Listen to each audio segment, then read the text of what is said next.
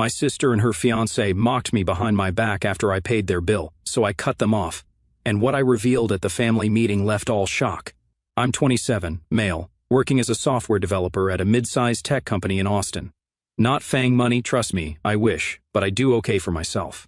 Grew up as the awkward middle child, you know the type, straight A's, built computers for fun, got picked last in gym class. Meanwhile, my older sister Emma, 29, female, was the stereotypical golden child, varsity everything, homecoming queen, the whole package. Our youngest brother, Jake, 24, male, somehow managed to fly under the radar during all of this. Lucky kid. So picture this. It's January 2023, and I'm finally hitting my stride career-wise after grinding through a 6-month coding boot camp back in 2019 while working help desk tickets during the day. Do not recommend. I'd worked my way up from junior developer to just landing a senior position. We're talking about a jump to around $120,000 a year, which honestly still feels surreal for a guy who was making $15 an hour at Best Buy 4 years ago. I mentioned the money thing because it's important context. See, I grew up watching my parents stress about bills, so I've always been super careful with money. My apartment's nothing fancy, just a 1-bedroom in a decent part of town. My car is a 2018 Honda Civic I bought used. Her name's Ada, after Ada Lovelace. Yes, I'm that kind of nerd. Most of my cash goes straight into index funds and my 401k because that's what all the finance subreddits told me to do. Emma, though, man. Emma's a different story. Remember those people from high school who peaked during senior year and never really adjusted to the real world? That's my sister. She was working as a personal trainer at one of those luxury gym chains. You know, the ones with eucalyptus towels and whatever the hell a recovery lounge is, making maybe $45,000 a year if she was lucky. Her fiancé Ryan was supposedly this up-and-coming real estate agent, always talking about his massive deals that were just around the corner. Their Instagram feed looked like something out of a lifestyle magazine, always at the newest restaurants, matching Lululemon outfits, constant weekend trips to trendy Airbnbs. They were renting this ridiculous house in one of Austin's hip neighborhoods. We're talking $4,000 a month for that modern farmhouse look that's everywhere here. But if you knew what they actually made, well, let's just say the math wasn't mathing. Then came the call. It's like 11:30 p.m. on a Tuesday. I'm in the middle of a League of Legends match. Yes, I still play, judge away. And Emma's calling. Now, Emma never calls me unless she needs something, so I already knew this wasn't going to be good. She's full-on crying, can barely get the words out.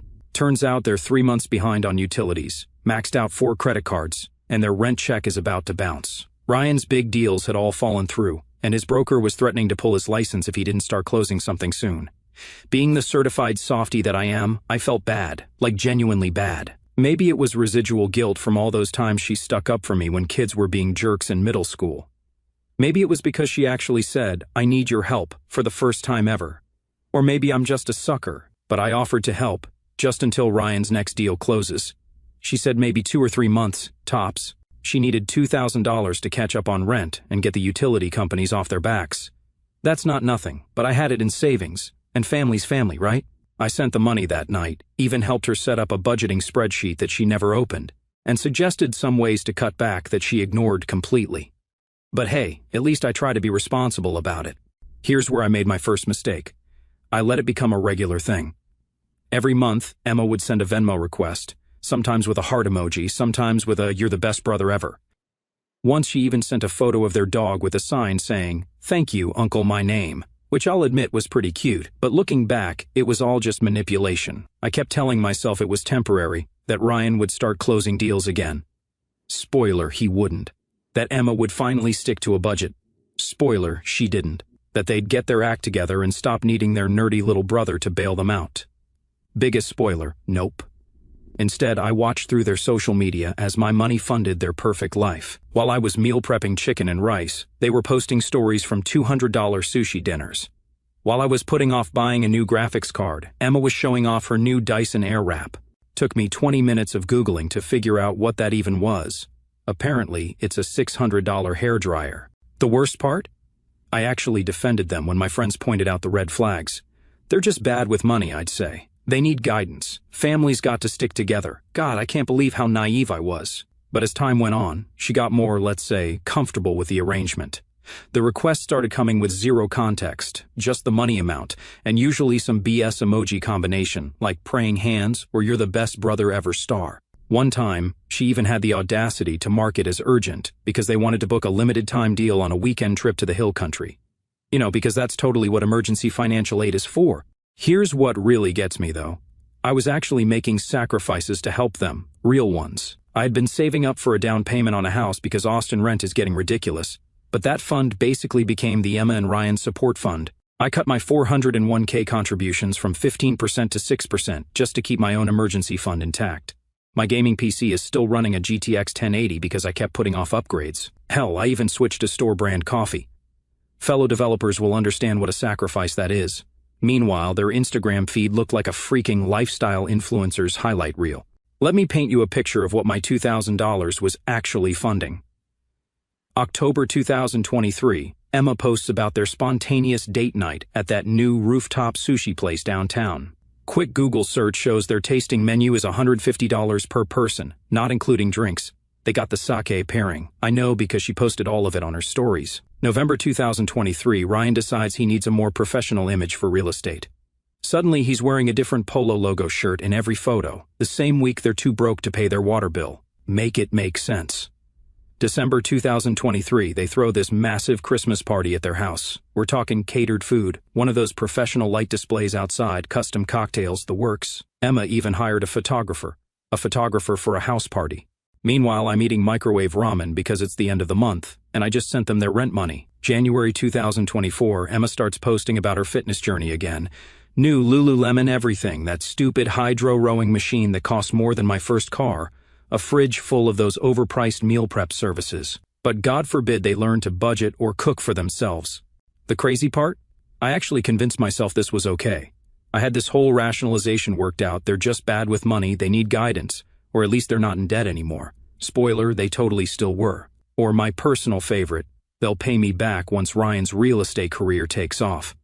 My best friend Mark, who works in fintech, and has been telling me I'm an idiot since day one, actually sat me down and did the math. In 18 months, I'd given them $36,000. $36,000. That's a decent down payment on a house in some parts of Texas. That's a new car. That's a lot of money to give to people who are posting weekly mani-pedi updates on Instagram. But you want to know the real kicker? You know what finally made me realize how deep this money pit went? I made a spreadsheet, because of course I did, tracking their social media spending based just on what they posted publicly. In the same 18 months I'd given them $36,000, they had spent at least $4,800 on gym memberships. Both had Equinox memberships, if you know you know. $3,000 plus on Emma's wellness treatments, whatever the hell those are. $2,400 on Ryan's golf club membership. $5,000 plus on restaurants, just the ones they posted about. $3,500 on Emma's Sephora addiction. She had their top-tier reward status. $2,900 on Ryan's work wardrobe. God knows how much on their constant weekend trips. And these are conservative estimates based only on what they publicly posted about. The real numbers were probably way higher. The worst part? Every time I tried to bring up budgeting or financial planning, they'd get defensive. Emma would pull the "you don't understand, we have to maintain an image for Ryan's career card," or my favorite. Just because you're okay living like a college student doesn't mean everyone wants to live that way. Yeah, because living within your means is totally the same as being a broke college kid. Looking back, I realized they never saw my help as temporary. They'd built their entire lifestyle around having that extra $2,000 a month. They were counting on their rich tech brother to keep subsidizing their Instagram perfect life indefinitely. You ever have one of those moments where your whole world shifts on its axis? Like 1 minute everything's normal, and the next you realize you've been living in some kind of bizarre alternate reality? Yeah, welcome to my mom's 50th birthday party. Mom had wanted a big celebration, so we rented out this cute little event space in South Congress. Nothing too fancy, but nice enough that Emma complained it wasn't Instagram-worthy. Should have been my first clue for how the day would go. I'd spent the morning helping set up, making sure the catering was sorted, and testing the AV system for the slideshow I'd put together of old family photos. You know, actual useful stuff. Emma and Ryan showed up an hour late because, of course, they did. They rolled up in his leased BMW, another red flag I'd been ignoring. Who leases a 540i when they can barely make rent? Emma was wearing this designer dress that still had the tags tucked in. Found that out later, she was planning to return it. And Ryan was sporting his newest real estate power look, complete with Gucci loafers. I remember thinking they looked like NPCs from a game about wealthy millennials. The party was going fine at first. Mom was happy, Dad was doing his usual I'm manning the grill, even though we have caterers thing, and my brother Jake was entertaining our little cousins with some TikTok dances. Normal family stuff, you know. I was mostly hanging back, nursing my beer and trying to avoid Ryan's attempts to rope me into his latest investment opportunity. Spoiler, it was crypto. That's when I noticed my Aunt Linda giving me these weird looks across the room. Linda's always been the straight shooter in the family. She's that aunt who will tell you if your outfit looks bad or if your boyfriend's a loser. No filter, just facts. After dinner, I was helping clean up some plates in the kitchen because apparently I'm the only one who was raised to help at parties when Linda cornered me. She had this look on her face like she was about to tell me someone died. "Honey," she said, checking over her shoulder to make sure we were alone, "we need to talk about Emma and Ryan." I figured she was going to lecture me about enabling their lifestyle or something. I'd gotten pretty good at deflecting those conversations, but what came next hit me like a truck. "I was at Cousin Sarah's baby shower last week," Linda started, her voice low. "Emma and Ryan were there, getting pretty loose on the mimosas. They were talking about you, making jokes." My stomach did this weird flip thing. "What kind of jokes?" Linda looked physically pained. "They were calling you the rich tech nerd who was too busy with his computers to have a real life. Said you were—" She paused, clearly debating whether to continue. "They said you were such a loser that you had to buy their friendship with the monthly payments." I felt like I'd been punched in the gut. But Linda wasn't done. "Emma was laughing about how you're so bad with money because you wasted it all on them instead of getting a life. And she told everyone the money was just tech bro guilt payments because you make too much for doing nothing all day." The beer in my hand suddenly felt very heavy. Through the kitchen door I could hear Emma's distinctive laugh. She was probably showing someone her latest Instagram photos. My ears were ringing. "That's not all," Linda continued, her hand on my arm. "Ryan was bragging about how they've got you wrapped around their finger. Said as long as Emma plays the helpless little sister card, you'll keep paying their bills indefinitely." I must have gone pale because Linda pushed a chair toward me. I sat down hard, my mind racing through every interaction over the past 18 months. Every thank you text, every grateful hug, every "you're the best brother ever" message. It had all been an act. "Why are you telling me this?" I managed to ask. Linda's face softened. "Because you're a good kid who works hard for his money. And because I watched them take thousands of selfies tonight in front of the decorations you paid for, making fun of how you try too hard to make Mom happy." Right then, Emma burst into the kitchen, already talking a mile a minute about how Ryan needed my help setting up his new crypto wallet. She stopped short when she saw my face. "Everything okay?" she asked, her voice dripping with that fake concern I now realized I'd been hearing for months. I looked at her, really looked at her. My sister was wearing a dress that cost more than my monthly student loan payment, holding the latest iPhone I'd convinced myself she needed for work, planning a wedding I was expected to help pay for, all while laughing at what a sucker I was. "Yeah," I said, my voice steady, "everything's fine." But it wasn't fine, not even close. As I watched Emma bounce back to the party, already posting another story about her amazing family celebration, something inside me shifted. The quiet tech nerd who always helped everyone. He was done being the family ATM. I spent the rest of the party watching them through new eyes. Every laugh felt hollow, every hug felt fake. Every time Ryan mentioned his upcoming deals or Emma talked about their investment strategy, I felt physically ill. When they left that night, early, because they had brunch plans the next day, Emma gave me her usual "love you, bro," and Ryan did his fake punch on the arm thing. I smiled and waved goodbye. They had no idea what was coming.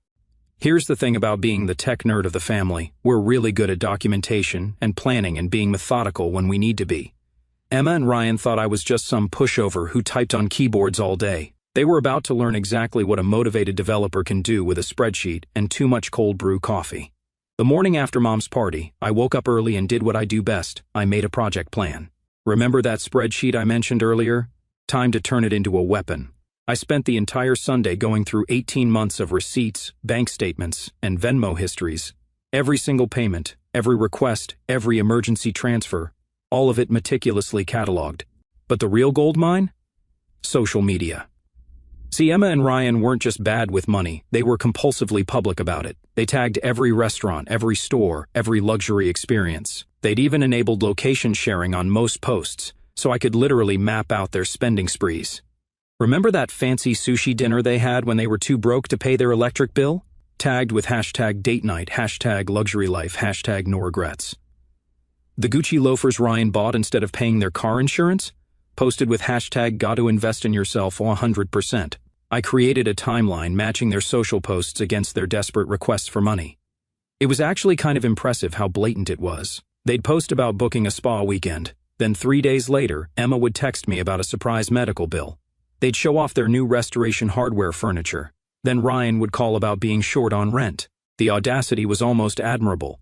Then I did something that probably sounds petty but turned out to be crucial. I started screen recording their Instagram stories. You know how those disappear after 24 hours? Well, not if you save them. Every humble brag, every hashtag blessed caption, every screenshot of their DoorDash orders. I kept all of it. I even made a folder of screenshots showing timestamps of when they'd post about buying luxury stuff, literally hours after I'd sent them money. But here's where my inner nerd really came in handy. I built a simple program to track their posting patterns. Turns out, they had a system. They'd usually ask for money on Thursdays or Fridays, right before their weekend plans. They'd wait until the money cleared, then suddenly there'd be a burst of posts about their spontaneous adventures. Like clockwork, every single time. While I was doing all this detective work, they were still living their best fake life, completely oblivious. Emma sent her usual Venmo request that Monday, $2,000 with a rent-due caption. I didn't respond. Tuesday morning, another request. Hey bro, did you see my Venmo? Kind of urgent. I left it on read. By Wednesday afternoon, Emma was calling. I let it go to voicemail. She left 3 messages, each one increasingly panicked. The last one was just, William, what the hell? We need that money. Thursday morning, I got the text I'd been waiting for. Are you mad at me or something? Ryan says we can probably get an extension on rent, but we really need your help. Call me. That's when I made my first move. I sent back a single screenshot, their post from Sunday, showing their $500 recovery brunch at some bougie downtown restaurant, timestamped just hours after they'd left Mom's party. No caption, no comment, just the receipt they'd proudly shared with their food blogger friends. Emma called immediately. I actually smiled when I saw her name pop up on my phone. Time to put those improv classes I took in college to good use. Hey Em, sorry, I've been busy, I said, making sure to sound distracted. What's up? What's with the screenshot? She demanded. Are you, like, stalking my Instagram or something? Oh, that? Just noticed you guys had a nice brunch right after asking me to cover rent again. Must have been good. $500 is a lot for eggs. The silence on the other end was beautiful. I could practically hear her trying to come up with an explanation. That was different, she finally stammered. Ryan had some clients he needed to impress. It's business expenses. Right, I said, keeping my voice neutral, just like the Gucci loafers were a business expense and the spa weekend was for networking. Another long pause. Who's been talking to you? Her voice had that edge it gets when she's losing control of a situation. Does it matter? Look, I'm having some cash flow issues right now. Might need to pause the payments for a while. Cash flow issues? She actually scoffed. You make like $1 billion writing computer stuff. And there it was, the entitled attitude Linda had warned me about. The mask was already slipping. Actually, I make $120,000 before taxes, and I've been sending you $24,000 a year. Want to do that math real quick? This isn't funny, William. We're counting on that money. We have bills to pay. Weird how you need my money so badly when you just dropped $900 on a Dyson Airwrap. Or was that for clients too? Click, she hung up on me. Within an hour, my phone was blowing up. Ryan sent a paragraph about how I was tearing the family apart. Emma switched to guilt trip mode with a photo of their past due utility bill, conveniently cropped to hide the date. Even my mom texted asking if everything was okay because Emma was very upset. But I stayed quiet, posted nothing, said nothing, just watched as they started to realize their gravy train had hit the brakes. The best revenge plan is like good code, you set it up right, then let it run itself. And boy, was it about to run. That's when Emma deployed her nuclear option. She called our mom, crying.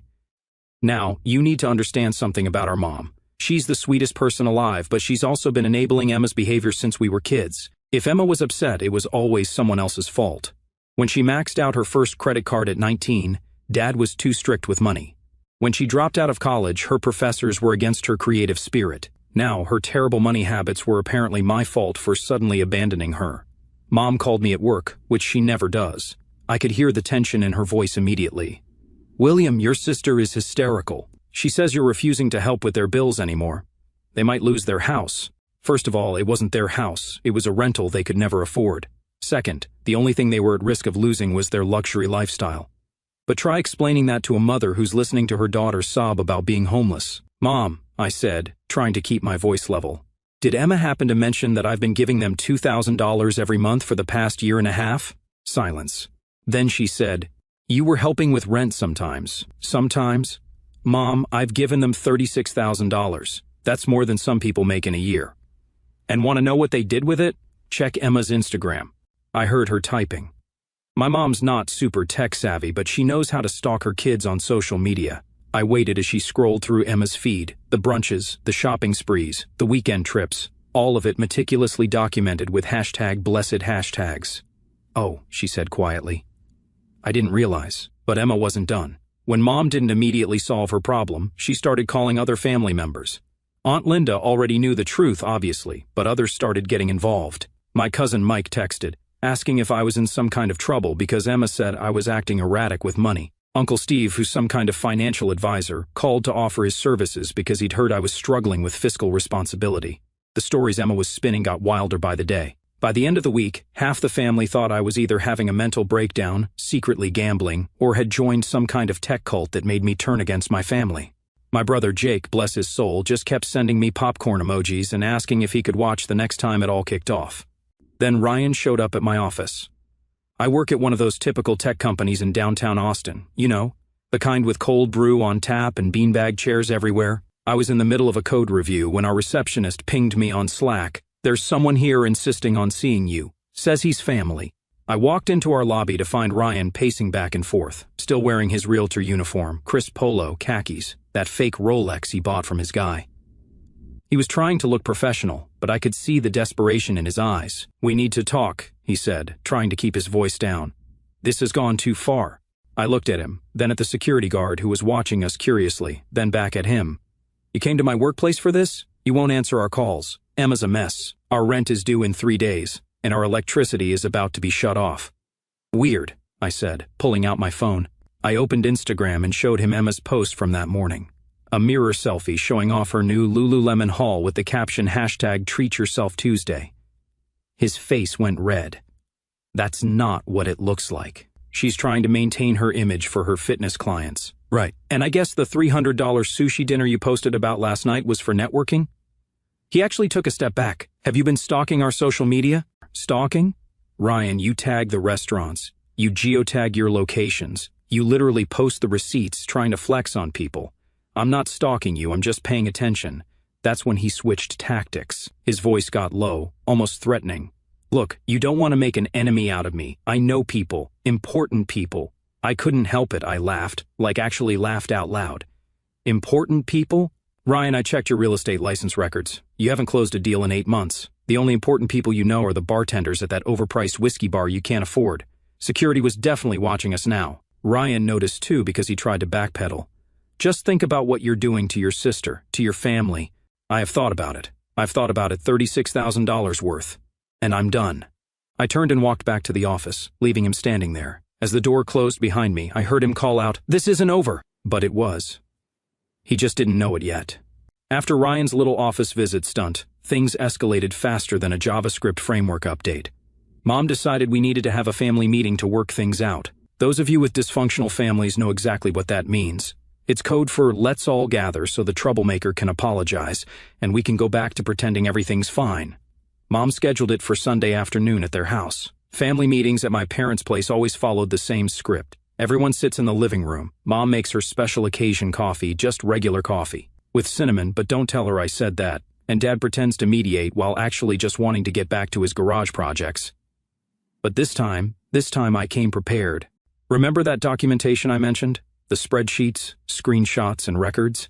I spent Saturday night putting together what we in tech would call a presentation deck, but was really more like a PowerPoint of receipts. I brought my laptop, an HDMI cable, always be prepared, and enough evidence to make a forensic accountant blush. I arrived early because I needed to set up. Mom looked nervous when she saw me plugging my laptop into their TV, but she just kept stress cleaning the already spotless coffee table.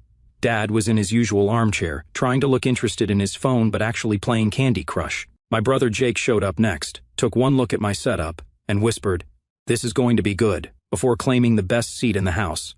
Emma and Ryan arrived late, shocking, I know, in his BMW. Emma had clearly been crying.